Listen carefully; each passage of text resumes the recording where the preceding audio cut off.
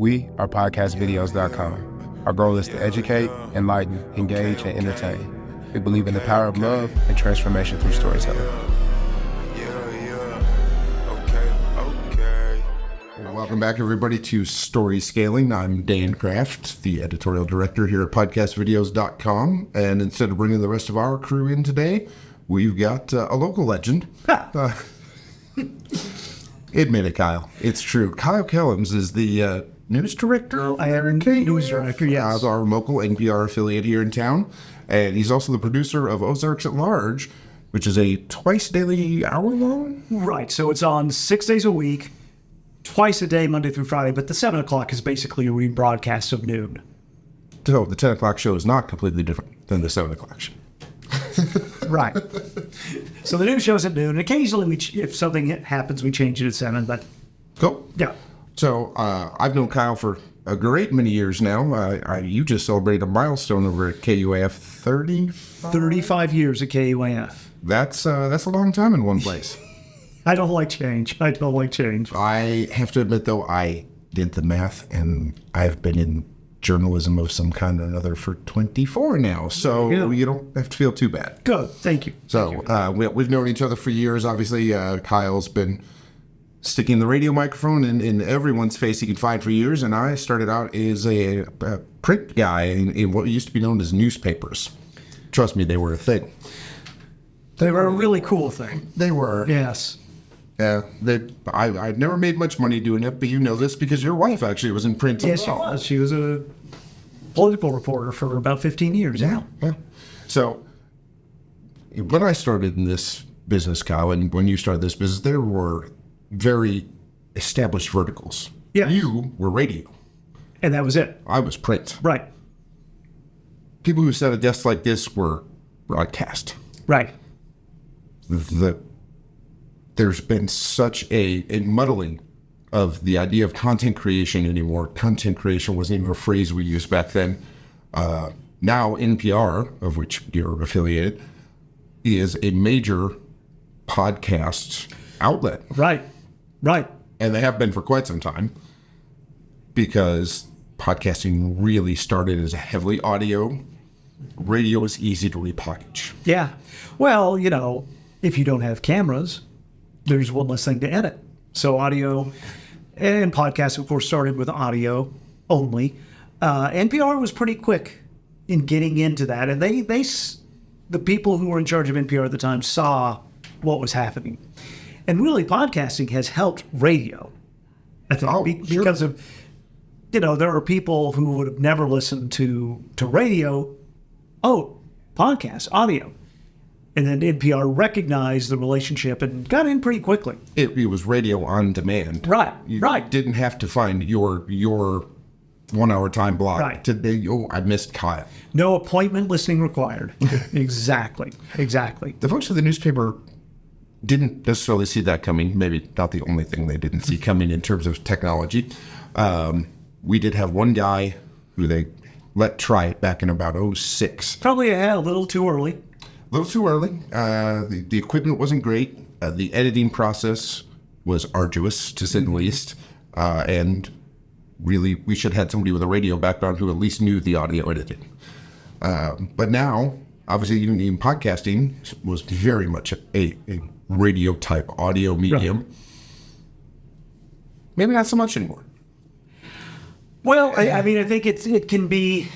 there are still, if you look at the most listened to podcasts, New York Times has The Daily, WNYC has Today Explained. There are still some very popular, because if you're driving, Sure. or you're running. Or you aren't trying to look at something. Right. Yeah. So I think there's always going to be a room for audio only, but what you can do with visuals just, exponentially opens up doors. Sure. Yeah. Sure. And I don't think it'll ever go to the point where everybody has a video. Right. Because it does add, it's both, right? It adds another element for your patrons, but it adds another element for your cost and for your advertisers. Right. Yeah. Quite a few things. Also, it puts you on YouTube. You can upload to YouTube with just a static image. YouTube doesn't necessarily like it as much, Right. but there's a common conception around that if you're not on YouTube, you're not really on the internet. Right. Yeah. So, also I noticed, and this is fresh today, I don't know if you've seen this on your news wires, Apple Podcasts, obviously very tied in with the whole Apple closed ecosystem, just put out a web browser that will allow Apple Podcasts on Windows and Android. So happy to hear that. I'm so happy. Are you an Android guy yourself? No, I'm an Apple guy, but I just spread it out. It's like the biggest peace offering between Windows and Apple forever, but it may have just started a shooting war between Apple and Spotify. Of course it did. Well, they're shooting with bigger guns than I own, so have at it. So, but the idea of just not only repurposing content, but the creation is not what it used to be. Oh, There's so many folks that are working within multiple verticals instead of very typical, very, very focused outlets. Right. Well, I think the challenge for someone of my age is to think like that. If you've been in a very strict vertical world for most of your career, I'll admit it, I'm thinking radio first, and I'm having to do a shift. Well, I want to reach as many people as I can with our stories and interviews. But it takes people, right? I mean, it takes resources. It takes resources, and I don't think everyone understands that when they think they want to get into a podcast. It's like, yeah, anyone can do a podcast, right? I can do it with my phone. Sure. But do you want people to hear it? Do you want people to see it? Then you gotta know what you're doing, or have someone who knows what they're doing help you. The biggest pain points we hear from people are they don't want to learn the editing software because it's a steep learning curve. Yeah, especially with the video. And the video makes it worse. Yeah. And they don't realize that the recording is the easy part. Right. It's promoting it afterwards. Oh my gosh, exactly. It's getting your social media out there. It's getting your marketing to make sure that you are reaching someone. Because it all has to work together. I just came out of a meeting at KUAF where we're trying to figure this out. How do you do that with limited sources? But you've got to let people know you can have the best content in the world, Dan. But if people don't know where to find it, right? Yeah. What's the point? You've got to, you have to hit everything. You can't be buried in the very back of the bookstore. You've got to be out on the shelf in front of people. And like you said, seemingly everyone's creating content and wants to. And of course, I think the first thing you want to do is, what do I want to achieve with this? Am I trying to make money? Am I trying to reach a niche audience? Know your goals, but then know that you're going to have to work a lot of different avenues. This is not as get-rich-quick setup. It's really not. No. I mean, it maybe not as bad as newspapers or public radio, but it's still not going to be right. And everyone, well, what about Joe Rogan? Or what about, those are the success. If that, right? Yeah. Somebody said you need 50-something downloads in the first 7 days to make your podcast a top half. It's like 5,000 puts you in the top 1%. Wow. So there's not a whole lot of people just making cheddar here. There's a lot of hustle involved. There's a lot of hobbyists. I've been to a couple of local meetups where these people don't have a goal to really make a living at it. They just want to get their opinion or their point of view on a particular thing out there. Some of them are interviewing local chefs because they care about the local food community. Right. An old friend of ours, Jonathan Williams, used to work at the paper. He and a buddy do horror movie reviews, like B, maybe even C level horror movie reviews, and they're not going. That's a very niche audience. Right. They don't spend a whole lot of time promoting it. It's just something they do for fun, really. And then and the fun of that is someone will see it and connect with you, but they're not trying to get rich. They're not trying to get in that top half. Right. Yeah, and that's great. So, you talk about reach. Obviously, putting things on YouTube. YouTube can tell if you have a static image or not, and their algorithm is, sometimes it thinks that's cool. Sometimes they want to ding you for it. We spent years chasing the Google algorithm for written content. You've been beaming out at 100,000 watts. 100,000 watts. So we basically get to Tahlequah. Our studio's in Fayetteville. The tower is south, close to Brentwood in Washington County. So we can get to Tahlequah to the west, Russellville, more or less to the south parts of Russellville, almost Harrison, or into downtown Harrison east, in like Neosho, Missouri to the north. Okay. And there's So some we're talking spots about in there. all of northwestern Arkansas, Yes. down to the River Valley, River all the way Valley. into Missouri, and well into Oklahoma. Yeah. For those of you who may not be as local. Yes. So, Tahlequah is not, as far as I'm aware, a great tourism destination, but maybe some. Yeah, the Cherokee Nation there. There you go. Pretty cool museums, yeah. So, now you've always been FM. Yes. Okay. Yes. KUAF started at FM. FM student-run station 51 years ago, so January 73, 10-watt station student-run. And then over the time, incrementally went up. Just boost that power. Yeah. Well, now, in the AM days, though, reach was just about how big a transmitter you had. Right. You could boom WGN out of Chicago, and you're broadcasting Cubs games that people are picking up in New Mexico if, if the weather's correct. But it was all about power for the reach, not frequency. You know, there was this KAY in Little Rock. They had a show, a blues show, then later Bleecker Street, that people would hear in Detroit. Because AM signals, of course, work differently than FM signals. But, Sure. But basically, if you were on a clear channel or a near clear channel radio station, you would have a clear path. And at night, those signals would really reach. FM is a lot more regulated in that. It's geographically fenced. Right. And yes. our signal at noon is the same as our signal at midnight. Yeah. I just remember growing up outside of Detroit. I don't actually remember. I was too young, but there was a large antenna dish for, listening to signals from outer space. Mm-hmm. But in the AM radios in my parents' cars, depending on the weather and where that thing was turned, as they drove by it, it'd be 2 feet of snow on the ground in Detroit, and they'd be getting Miami's weather updates. Yeah. Yeah. So, cable TV came along and did some of the same things. There are Braves fans across the country. Right. Can you tell Kyle and I both kind of have a thing for baseball? Yes. Because of Ted Turner. Yes. Yeah. He started putting those games on a station that didn't just reach Atlanta or Georgia. It reached cross country. Yeah. So now we're redefining reach. We're redefining creation. Well, reach is everything, right? If you can get on YouTube or, anywhere, if you can get your podcast up, your reach is nearly unlimited. Yeah. It's everybody who has an interest in your topic. Right. That's about the only platform. if they can find you, if they know you exist. Yeah, exactly. The guy who wants to talk specifically about a 48 Packard isn't going to bring in a whole lot of, suburban moms. Right. But he's going to get that reach absolutely as far as he can by being out there as particular. His potential is wide. Yeah. Absolutely. So, there have been a few great new things that turned out not to be. You guys went hard into digital radio. I remember this. And I think that They're still there. They're still there. That came around about the same time as satellite radio.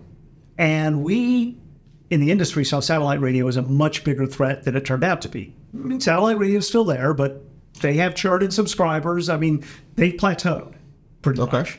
And I won't say it doesn't affect us, because if you're an XM Sirius subscriber and you only want to hear blues, there it is. Mm-hmm. You get it 24/7 as opposed to 2 hours you guys put. Right. The churn, I think, comes from the subscription. Sure. I mean, when subscriptions come up. But digital radio was supposed to be the antidote to that. And it was kind of precipitated on everyone buying in, everyone in the radio industry. We have 2 digital channels. There's a station in Bella Vista that has one. The city of Louisville, the stations in Louisville really went into it. And I think they all exist. Of all places, Louisville. Yeah, well, I mean, had it worked, I think, the way that some of us thought it would have been this kumbaya if radio stations get together. Let's make digital radio a thing. Yeah. Right? So this is like all doing digital FM transition. Exactly. It was exactly that. And so, with our digital too, it's 24/7 classical. It's a piped-in service. It doesn't cost us much. Why not put it out there as an option? Right. And for a long time, we had a lot of classical music on the daytime. Classical music is great, but it's not an audience builder. Because when public radio started, it wasn't about building an audience, right? It was like providing things that weren't anywhere else. But as expenses came up and started, it's like, well, we're a business too. So we started. So classical music for us doesn't start till 8 o'clock at the earliest.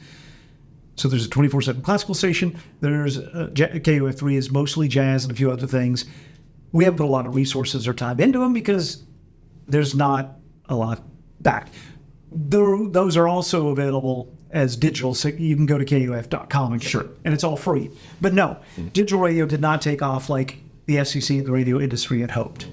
But KUAF does now have a fairly prominent spot on their website that says, here's our podcasts. Yes. And we have podcasts that we produce in-house. We have some that we distribute. Some like I Am Northwest Arkansas with Randy Wilburn. He comes in, does it there. We produce it there. And, I think we'd like to... There are NPR and public radio examples and individual stations who are doing some podcasts that are pretty interesting that I think we would like to maybe kind of follow that lead. And I think what we're thinking about is podcasts that aren't going to start as in perpetuity. These are limited series. Exactly. Things. And I think, what's our goal? Now what story do you want to tell? Some cable TV type ideas. Right. Ozarks at Large is a podcast, but it's produced as a radio show and then just repackaged. I think we would like to go into a few more things. And it's got a long shelf life, but if it's a podcast about how Northwest Arkansas has changed over the last 30 years. And for those of you who are local, that's a lot. It's a lot. Maybe we can do that over 7 episodes. I think. Maybe you go back 3 years later and revisit it. But it's not something you keep up with week to week in what we would think of as a deadline situation. Exactly. And this is wild, of course. This is the golden ring. But you think about Serial when it started. It was going to be a one and done. That it was wildly successful, and they did more editions. And there are more and more podcasts like that. Yep. It's like Fargo on television. Season 5 doesn't have the same actors as season 4 or 3, but you're telling a narrative. Yeah. Well, and I think a lot of these podcasts, Smartless is the one that comes to mind. These are people who, the easiest way to get famous in podcasting is still to already be famous for something else. Exactly. But these people who were just wanted to communicate with their friends, trapped at home during the pandemic, started on not even a money-making project, no vanity projects here, just something to do because they were bored. Right. And it's outlived the pandemic and grown beyond anything they thought it could have been. And the story there is, because I've heard people say, well, those guys on Smartless, all they do is talk. A, they're all smart. B, they're all proven entertainers. C, their guests are their friends who are also pretty famous and interesting. And have their own sense of story. Exactly. Yeah. So it's a high bar. Nothing wrong being a hobbyist and getting together with a couple of buddies and doing it. But they don't have the name recognition that those guys do. Right. And we haven't convinced any of them to show up in the studio here yet, so we're working on it. And did you watch the Smartless HBO? Was it HBO? Yeah, it was Max. I haven't seen it yet. It's on my list. It's interesting. I haven't even gotten through all the episodes yet. I stumbled across them late, and so I've picked up a few here and there, but listening to them talk to Eugene Levy about just the Canadian scene. Yes. Early on, Aykroyd, and, both Lucy and John Candy, some of the guys who were up there. The younger kids may not exactly know who they were talking about, but for somebody even my age, that's classic. Did you listen to Strike Force 5? That was the one during the writer's strike with all the late night hosts? Yep. Great. And a wonderful way for the performers to kind of get too corporate and be like, hey, we can be content writers outside of these supposedly ironclad contracts we've signed with you. But then again, here were 5 wildly funny, talented people, and they could pull it off. Yeah. Some junior screenwriter from B-list movies in Pasadena that nobody's ever heard of wouldn't have had that same pull. There's a reason I'm not involved with podcasts with 4 of my friends, because you like your friends. And we can get together and do that. Yeah. And you can even come hang out here and if you like. Well, no, I'm just saying, I don't know how many other people would be interested in the 5 of us talking. I think, again, getting back to what's your goal with a podcast. You think you could even get all 5 of your wives to listen to that? All 5 of my wives? All the 5, you and your friends' wives. Oh, I was going to say, I only have one wife. That's an entirely different podcast audience, I Kyle. don't know what you're asking. No, probably not.